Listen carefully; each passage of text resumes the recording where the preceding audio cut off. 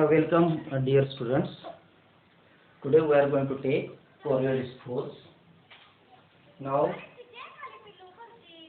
in previous section we have seen the total effective force acting on the particle in rotating frame is given by this equation: F effective equal to F minus twice m omega cross v dash minus m omega cross r.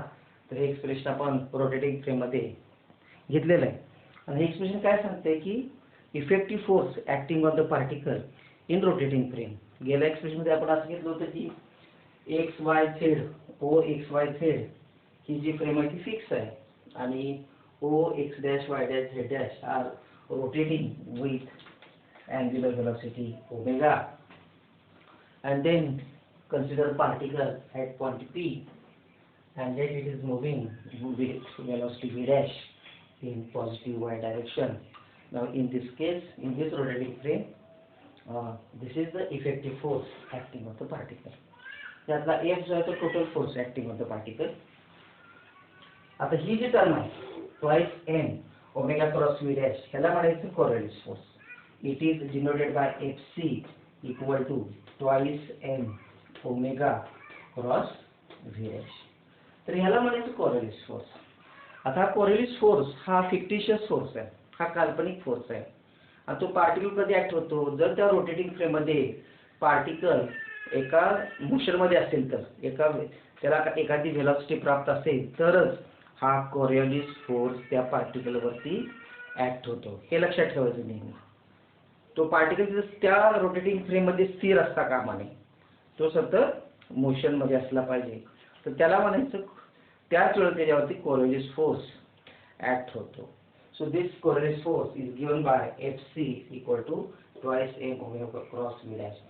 So we can say that Coriolis force is a force acting on the particle which is in motion in a given rotating frame. So this is one thing. So Fc equal to twice m omega cross v. तर omega cross v हा cross product आहे, त्यामुळे direction of the Coriolis force is perpendicular to this plate of omega and v. आता समजा omega आणि v ह्या plain मध्ये असतील, yz प्लेन मध्ये, ओमेगा आणि v ही कशामध्ये yz प्लेन मध्ये असेल, है की नाही. ओमेगा इकडे असं z एक्सिस, तर Coriolis फोर्स कसा येईल x एक्सिस मध्ये ऍक्ट होणार. आता x एक्सिस मी असा काढलाय, it will act like this perpendicular. आपण 3 डायमेन्शनल फिगर काढू शकत नाही ना. So it will act like this perpendicular to this board. So this is the main concept. तर प्रश्न नेहमी विचारला जातो की write a note on Coriolis force, जी तुम्हाला 5 मार्काची असते किंवा 4 मार्काची असते. तर ती एवढं तुम्ही दिलं तरी you will get the marks. So this is the Coriolis force. तर हा Coriolis फोर्स हा लक्षात ठेवा की हा काल्पनिक फोर्स आहे आणि तो कधी ऍक्ट होतो ज्या वेळेला एखादा पार्टिकल रोटेटिंग फ्रेम मध्ये मोशन मध्ये असेल तर, अन्यथा नाही. हा Coriolis फोर्स आहे. आता आपण बघूया की effect of Coriolis force on the nature. निसर्गावरती Coriolis फोर्सचा काय उपयोग होतो, काय इफेक्ट होतो, काय परिणाम होतो, हा त्याचा. आपण चक्रीवादळ वगैरे बघतो, हे म्हणजेच effect of the Coriolis force. जी समुद्रात उंचच्या उंच लाटा निर्माण होतात, सुनामी झाली, this is nothing but the effect of the Coriolis force. तो निर्माण कसा होतो ते आपण एक छोट्या उदाहरण बघूया. आता कन्सिडर, आता इथं आपण वेगळं रोटेटिंग फ्रेम घेऊया की हे समजा ओ एक्स वाय झेड ही रोटेटिंग फ्रेम आहे. Just I will score off this आणि इथं it is rotating with angular velocity about y axis. So this is v. Particle is at this point P, we can write, and it is moving with velocity v along positive x direction. आता आपण अर्थ consider करूया. Consider अर्थ. हे अर्थ म्हणजे rotating फ्रेमच आहे, होय की नाही. आता पृथ्वी अशी वेस्ट टू ईस्ट अशी मूव्ह होते बरं का, पश्चिम पासून ते पूर्वेकडे असे. So it is rotating like this. So this is the earth motion and in 24 it is rotates about its own axis in 24 hours. It completes one revolution in 24 hours. आपण इथं पृथ्वीची ऑर्बिटल मोशन लक्षात घेत नाही, कारण orbital motion लहान असते. Orbital motion म्हणजे काय, पृथ्वीचं सूर्याभोवती फिरणं. ते जे आहे ना ते कम्प्लीट रोटेशन 365 दिवस, त्यामुळे स्पीड अतिशय कमी असतो. So we are neglecting the orbital motion of the earth. Here we are taking only the axial rotation of the earth. It is rotating about its own axis. So this is, so we can say that this is an earth. हे अर्थ आहे. आता इथं लक्षात घ्या लॉंजिट्यूड आणि latitude हे. आता हे पृथ्वी हा सेंटर पॉइंट आहे O. आता थोडंसं जॉग्राफी माहित असतं गरजेचं आहे. Line which passes through the centre of the earth is called as equator. आता ॲक्च्युली इक्वेटर हा असा तिरपा थोडा असतो, त्यामुळे आपण हा इक्वेटर सगळं काढायचं. इथं काय आपल्याला जॉग्राफी करत नाही, जस्ट यू रिमेंबर दिस. आणि अशा ज्या आडव्या लाईन्स मारलेल्या आहेत त्याला म्हणायचं लॅटिट्यूड किंवा आल्टिट्यूड, आणि अशा उभ्या लाईन्स मारलेल्या आहेत त्याला लॉंजिट्यूड म्हणायचं. त्या अशा लाईन्स झाल्या. आता हा जॉग्राफी स्टडी आहे, ह्याच्या डिटेल्समध्ये जाऊ नका. आणि आता इथं कन्सिडर करा, इथं पॉईंट पी आहे तुमचा. इथं तुमचा तो particle of mass M is kept at this point P. आणि आता इथून जर ओ पॉईंट पासून पी लाईन ही जे अँगल आहे तो त्याला म्हणायचं latitude angle theta. So angle made by this radius vector OP or displacement vector OP with the equator can be called as latitude angle or angle of latitude. This is the theta. आणि आपण असं म्हणूया की ते XY plane omega आणि particle moving in positive direction with velocity v in positive x direction. मग आता काय होईल, कोरोलरी फोर्स डायरेक्शन कशी असणार आहे, z डायरेक्शन असेल. तर z डायरेक्शन मी इथं डॉटेड लाईन काढलेला आहे. तिथं वरती हा x आणि y. इथं हा पार्टिकलची वेलोसिटी ह्या साईडला आहे आणि y दॅट्स इट. दोन्ही एका प्लेन मध्ये आहेत, ओमेगा आणि हे. So this is. आणि आता इथं काय झालं की हा जो इक्वेटर आहे ना पृथ्वीचे दोन भाग पडतो, एक उत्तर गोलार्ध आणि इथं दक्षिण गोलार्ध. उत्तर गोलार्ध म्हणायचं काय नॉर्दर्न हेमिस्फियर आणि दक्षिण गोलार्ध सदर्न गोलार्ध म्हणायचं, सदर्न हेमिस्फियर. हे सांगायचं हे दोन इक्वेटरने दोन भाग पाडले जातात. आता पण this particle, let this particle is in northern hemisphere. So we are like this.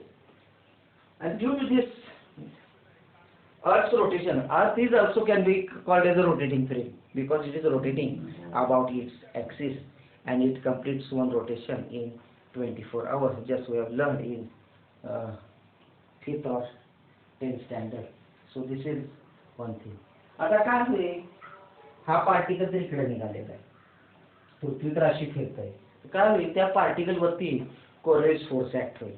And that's why due to this Coriolis force, particle gets deflected to its right. म्हणजे जर पार्टिकल इथं असेल तर त्याच्या तो उजव्या बाजूला तो डिफ्लेक्ट होईल कोरियोलिस फोर्स म्हणून. म्हणजे पार्टिकल इकडे निघालेला आहे तो त्या बाजूला डिफ्लेक्ट उजव्या बाजूला due to this Coriolis force. लक्षात घ्या. आता साधं एक एक्झाम्पल घेतो, तुम्हाला सांगतो की जे आपण प्रॅक्टिकल डे टू डे. तुम्ही यात्रेमध्ये कधी मेळ्यामध्ये गेला असेल आणि तिथं पाळणे असतात बघा, उंच असे गोल, बरोबर आहे का. तर तुम्ही दोन विद्यार्थी कधी पण त्या पाळण्यात बसा, एक छोटासा असा प्लॅस्टिकचा मोठा बॉल घेऊन बसा, दोघांनी एक समोर बसायचं आणि इकडे बसायचं, त्यांनी इकडे बसायचं. आता तो पाळणा ज्यावेळेला रोटेट व्हायला चालू करेल तेव्हा तुम्ही काय करायचं की तो बॉल तुमच्या पार्टनरकडे फेकायचा. तर जर तुम्ही तुमच्या पार्टनर फेकला सरळ रेषेत तर तो बॉल सरळ रेषेत जात नाही, तो लक्षात घ्या. त्या रोटेटिंग फ्रेमच्या वेलॉसिटीमुळे तो पार्टिकल तुमच्या उजवीकडे किंवा डावीकडे डिफ्लेक्ट होतो, जरी तुम्ही सरळ रेषेत फेकला असला तर. मग हे का होतं, because of Coriolis force. Actually Coriolis force असता तर तो सरळ तुमच्या पार्टनरकडे गेला असता, पण कोरियोलिस फोर्स असल्यामुळं तो पार्टिकल एक तर तुमच्या डावीकडे डिफ्लेक्ट होईल किंवा उजवीकडे, डिपेंडिंग अपॉन तुम्ही कोणत्या गोलार्धात आहात याच्यावरती. जर उत्तर दिशेकडे असेल तर तो उजवीकडे, डावीकडे असेल दक्षिणेकडे असेल तर डावीकडे डिफ्लेक्ट होईल. तर हा कोरियोलिस फोर्सचा इफेक्ट आहे नेचरवरती. It deflects either one of the side, right or left, depending upon in which hemisphere you exist. So this is the Coriolis force. म्हणजे Coriolis force त्या particle वर कसा ऍक्ट होतो की particle gets deflected to right of its position. Suppose this particle is in southern hemisphere, it will deflect toward its left. So this is the effect. So this Coriolis force is given by Fc equal to twice m omega cross v dash. आपण त्याची v dash velocity पाहूया, तो तिकडे निघालेला आहे. आता इथे बघा ऍट पॉइंट P हे अँग्युलर व्हेलॉसिटी ओमेगाचे दोन कंपोनंट तयार होतात. एक vertical component that is omega sine theta आणि एक horizontal component omega cos theta. So we can write like this.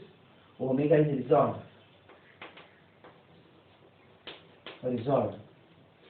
in two components.